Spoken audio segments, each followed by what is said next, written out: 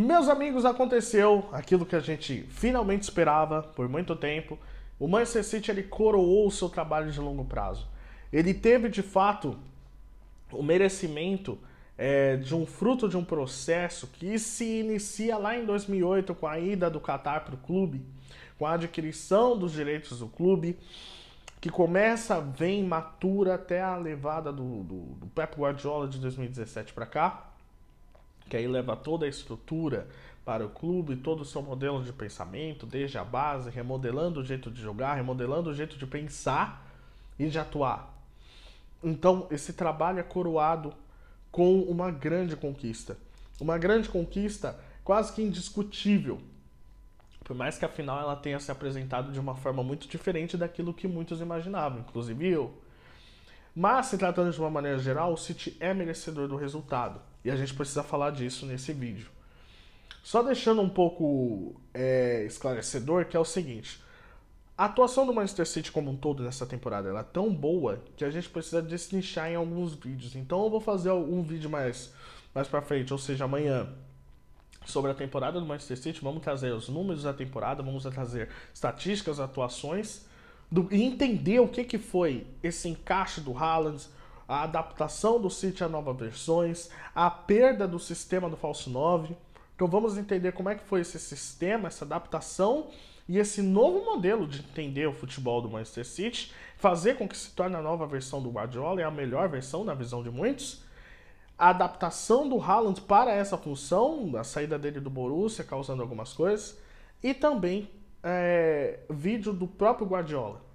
É preciso fazer um vídeo do próprio Guardiola, não só dessa temporada, mas desde o início dele no Manchester City, para a gente poder entender aquele Guardiola do Barcelona, do Bayern de Munique, como é que ele foi se adaptando, como é que foi feita essas novas versões, porque até antes dessa partida, o City era um time pequeno, o Guardiola só ganha porque tem Messi, Xavi, Iniesta, então isso tudo foi desconstruído hoje para a melhor versão do técnico em um dos melhores times que a gente já viu e um dos títulos mais merecidos dos últimos anos. Se tratando do jogo de hoje, a análise pré-jogo que muitos estabeleceram é que provavelmente veio uma goleada por aí. Mas, se prestar atenção, principalmente os jornalistas da TNT Sports, eles já diziam, olha, não é bem por aí. O City é favorito, davam a opinião que o City iria ganhar, porém, já ressaltavam que a Inter não é qualquer uma.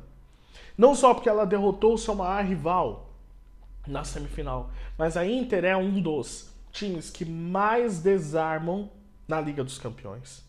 É um time que tem 67% de aproveitamento na temporada e é um time que conquistou a Supercopa da Itália e a Copa da Itália. Terminou em terceiro no campeonato italiano, porém, é um dos times que mais marcam, tá bom? E essa marcação ficou evidente no jogo de hoje, já pra gente se aprofundar e entrar na partida.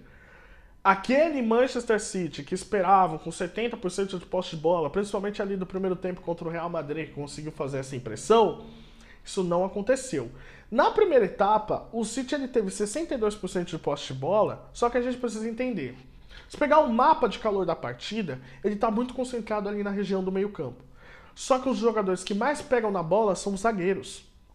Ali com o Akanji, com o Rubem Dias, o Stones voltando um pouquinho, ali com o Ake também. Por quê? Porque o City estava encontrando dificuldades em aproximar os seus jogadores devido à linha de 5 criada pelo Inzaghi, tá bom? Então, a linha de 5 da Inter de Milão fez com que o Manchester City se espaçasse. Se espaçando, você não tem aquela aproximação de Kevin De Bruyne, de Rodri, de Stones, aquele triângulo, aquela trinca de meio campo para poder distribuir a bola para o Haaland.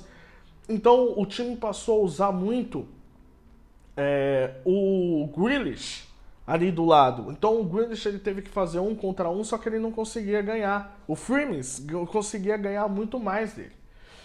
Então o Manchester City ele teve 62% de posse de bola, 4 finalizações no gol, tá bom? 4 finalizações total, sendo 2 no gol. A Inter de Milão, ela teve 4 finalizações totais, 1 no gol, tá bom? Porém, é o que a gente falou aqui. O número de desarmes da Inter de Milão chama muita atenção. ali no primeiro tempo. 11 desarmes contra 7. Por quê? Porque a Inter de Milão ela surpreendeu todo mundo adiantando a sua marcação. Então, ela adiantando a sua marcação, ela evitava com que o Manchester City conseguisse tocar a bola muito perto da área. Quanto mais longe da minha área, melhor. E o nível físico da Inter de Milão estava muito bem preparado ali na primeira etapa. Tanto que incomodou demais. A gente viu o Ederson errando lançamentos, a gente viu os zagueiros errando lançamentos.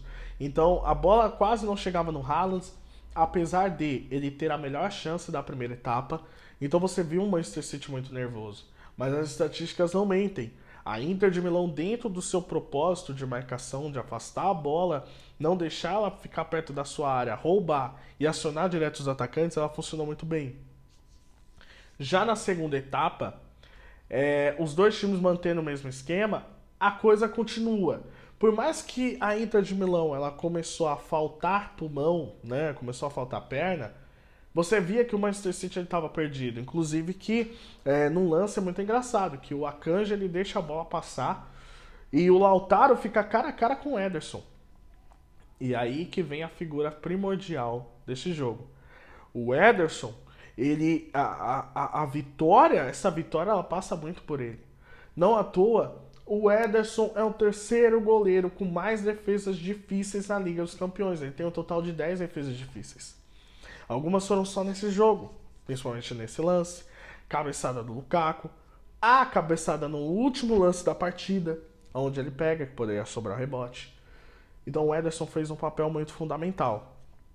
O jogo ele muda de cenário, porque até esse momento, até os 60, 65 minutos, ainda era a Inter de Milão marcando muito bem, só que o gol do Manchester City ele muda tudo. Porque o gol do Rodri, ele faz com que a Inter de Milão passe a se lançar ainda mais e gere mais espaço. Foi aí que o Foden deu a finalização errada, foi aí que o Manchester City começou a tocar muito mais a bola perto da área da Inter. Então o jogo ele muda completamente. O Manchester City ele tinha posse de bola? Sim, mas ainda se concentrava dentro da mesma região. A partir do segundo tempo a coisa muda. Isso é óbvio, porque a Inter de Milão ela toma um gol, ela precisa fazer, né, para poder reverter o placar. Então, isso acontece do seguinte, a Inter de Milão, ela passa a ter 51% de posse de bola, ela dá 10 finalizações, sendo 5 no gol. E aí a gente precisa ressaltar mais uma vez o trabalho excepcional do Ederson, o quanto ele evoluiu, o quanto não é só jogo com os pés, mas o quanto de pegar a bola, de fato agarrar, ele conseguiu avançar muito nesse quesito. E a Inter de Milão ela passa a dominar mais as ações, ela passa a oferecer muito mais perigo para o City. Tanto que finalizações dentro da área, ela dá muito mais que no City. Né? O City, ao total, ele deu 5 finalizações na área. A Inter de Milão, ela deu muito mais. Ela deu 9 finalizações só dentro da área. Então, assim, foi um time que tentou, teve muito mais controle da partida dentro do seu modelo de jogo, a Inter de Milão. Só que do outro lado, você tinha um time que, como eu falei no início do vídeo, aprendeu a sofrer. O City, se a gente pegar desde a temporada passada contra o Atlético de Madrid, ele é um time que aprendeu a sofrer. Né? Depois daquele segundo jogo, quando a gente viu que o Simeone estava fazendo sinal de retranqueiro ali pro Guardiola. É um City que soube se reinventar. É um City que passou a jogar com 4 zagueiros, coisa que era inédita.